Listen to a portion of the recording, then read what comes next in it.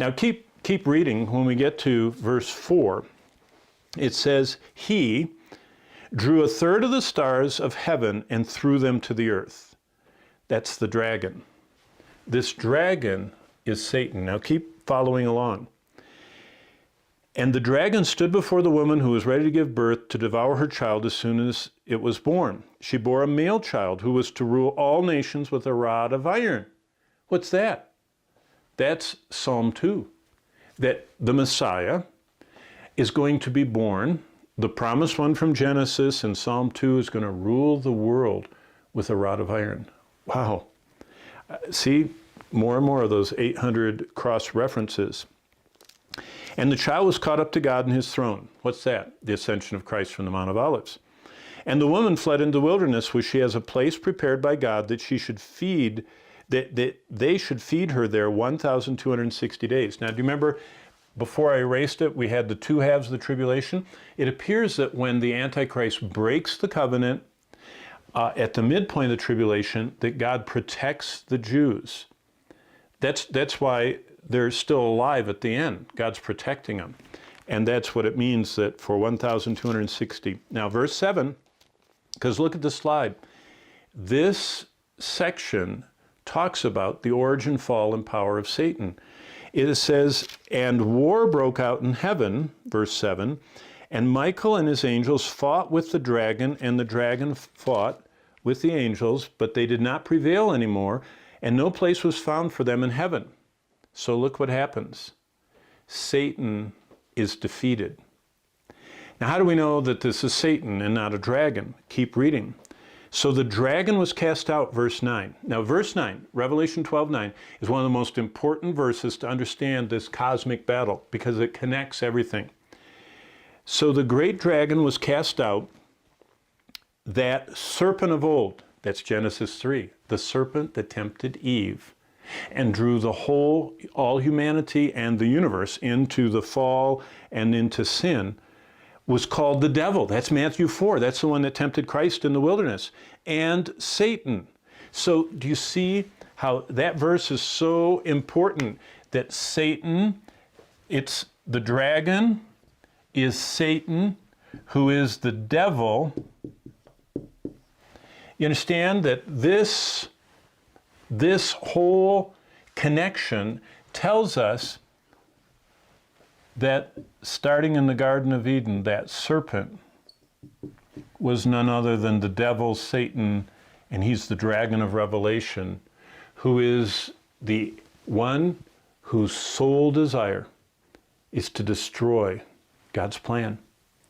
And in Genesis chapter 3, verse 15, God said that a virgin-born child of a woman, so someone that descended through Eve, through all of women, through humanity, one would be a virgin, and we know who that is, Mary, is going to bear a son, and that son is the Messiah. And you know what Satan has done? He knew, as he listened to God, that that son was going to come from Israel and from, in fact, we'll get to it in just a minute. I have a slide that shows you all the ways he's attempted to destroy God's plan. But keep going here. Saints are facing Satan, and look what it says in verse 10 of chapter 12. And I heard a loud voice saying in heaven, salvation and strength and the kingdom of our God and the power of his Christ has come, for the accuser of our brethren. That's Satan. He's called the accuser. Remember with Job, he's accusing Job before the throne of God. By the way, that word accuser is slanderer. That's what Satan's name means. That's what devil means. He's the accusing slanderer. He accused them before God night and day, has been cast down. And now look at this. And they overcame him. Look at the slide at the bottom. The four powerful weapons of the saints that overcome. See what it says in this verse? They overcame him by the blood of the Lamb, by the word of their testimony.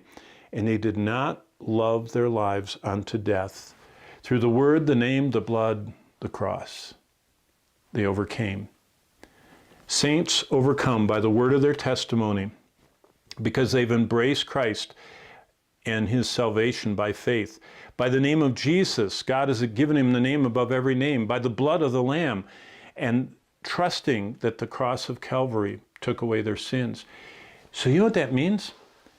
That the 144,000 evangelists are going to be effective because they are continuing to share the gospel. The two witnesses are continuing to share the gospel. A little bit later, the gospel angel continues to share the gospel. And so there are, even though the Antichrist is killing Christians as quick as he can, look what it says. They are overcoming him. Verse 11. And the Lord continues to have saints in the tribulation. So basically, as we get to verse 13, we see the conflict of the ages. Satan is always seeking to ruin God's plans. God's written his plans down in his word. Now that's why Jeremiah says God is watching over his word to perform it. Everything God wrote, he's watching over it to make it happen. He's going to fulfill his word. Satan can read. He's seen what God's written. So look what he does, verse 13. And when the dragon saw he had been cast to the earth, he persecuted the woman who gave birth to the male child. The woman who gave birth to the male child is what? Israel. So Satan now is enraged, and he starts pursuing these descendants of Abraham, Isaac, and Jacob, the Jews. And verse 14 says, but the woman was given 2 wings of a great eagle that she might fly into the wilderness to her place where she's nourished. So the Lord kind of rescues, kind of like what Israel did when they went down to Entebbe and rescued those hostages. God rescues the nation of Israel. And it says they're there for a time, times, and half a time. Oh, here, there's another one. Times, time, and half a time. What's that? That's the same 3.5 years, 42 months, 1,000. See how many different ways God has divided this tribulation time into 2 pieces. Keep going. So the serpent, whoa, the serpent right there, who is the devil, who is Satan, who is the dragon, who is the accuser.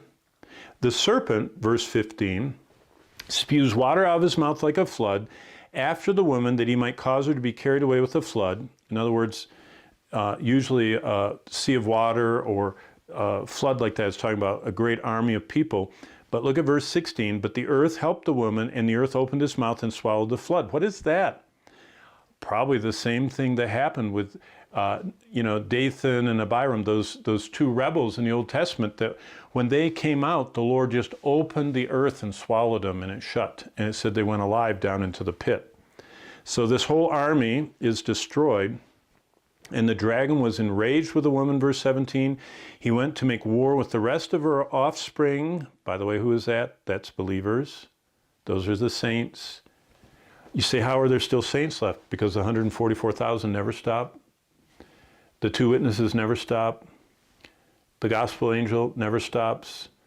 And people keep getting saved right to the end, who keep the commandments of God and have the testimony of Jesus Christ. Well, let's just look at a list of the attacks of Satan. Remember, Satan tried to corrupt Adam's line in Genesis 6. That's why there was a flood. He tried to destroy Abraham's seed, the famine, the destruction of the male line. Pharaoh, do you think Pharaoh thought up killing all the male children? No. That was Satan's plan. Pharaoh pursuing Israel into the sea, that was Satan's plan. Get rid of the whole nation. The whole intrigues that we see in the Old Testament, and then it picks up in the New Testament. Joseph, fearing to have Mary as his wife, was part of Satan's plan. Herod's attempt to kill all the male children, and on it goes. Satan always is trying to destroy God's plan.